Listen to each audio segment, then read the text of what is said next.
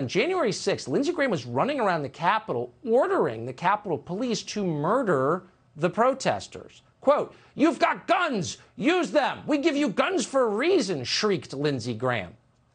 Shoot American citizens for the crime of trespassing. That's really rich, calling an insurrection trespassing. Anyway, what Tucker Carlson's talking about are the new details that are learned from the eye-opening 3-part series published by the Washington Post. And it is mind-blowing. Welcome into TYT's Overruled. I'm your host, Adrienne Lawrence. Thanks to a massive investigation conducted by the Washington Post, we now know more than we've ever known about many aspects of the January 6th insurrection on the U.S. Capitol. In the attack, before, during, and after. That's the Post stories that's been released that include several form-long pieces about the rush on the Capitol. And let's talk about several lesser-known revelations that have been released before, after, and during the attack. Before. One poignant finding is that law enforcement brushed aside clear warnings about potential violence, specifically this. The FBI received numerous warnings about January 6th, but felt many of the threatening statements were aspirational and could not be pursued. One of the biggest efforts to come out of September 11, 2001, is a national network of multi-agency intelligence centers. It was spotted a flood of January 6 warnings, but federal agencies, well, they did not show much interest in its information. So we always kind of knew that law enforcement didn't treat the threats of the insurrection very seriously, but this really says a lot. The feds built an entire system to ensure terrorism didn't take over, only to allow domestic terrorists to hold America's capital hostage. Really?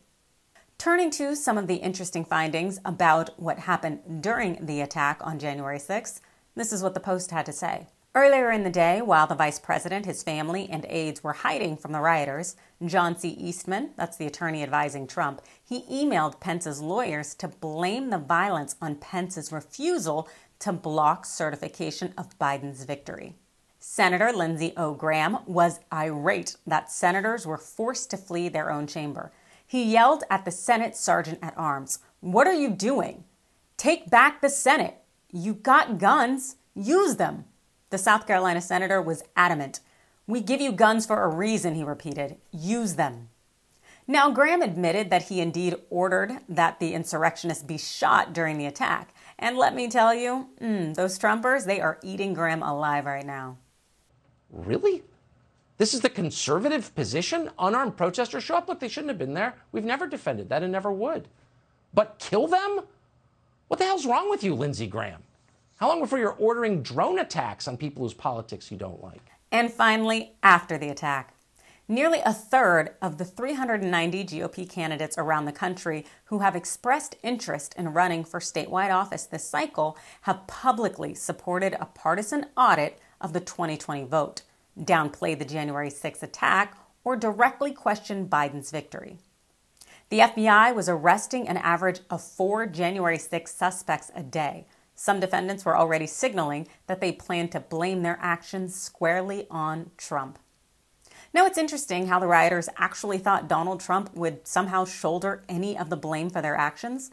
What really made these folks think that somehow pointing the finger at a man who really turns on everyone would really get them out of trouble? Now, that is completely beyond me. But I'd love to know your thoughts below. I'd love you to hit the like and follow button, and thank you for watching.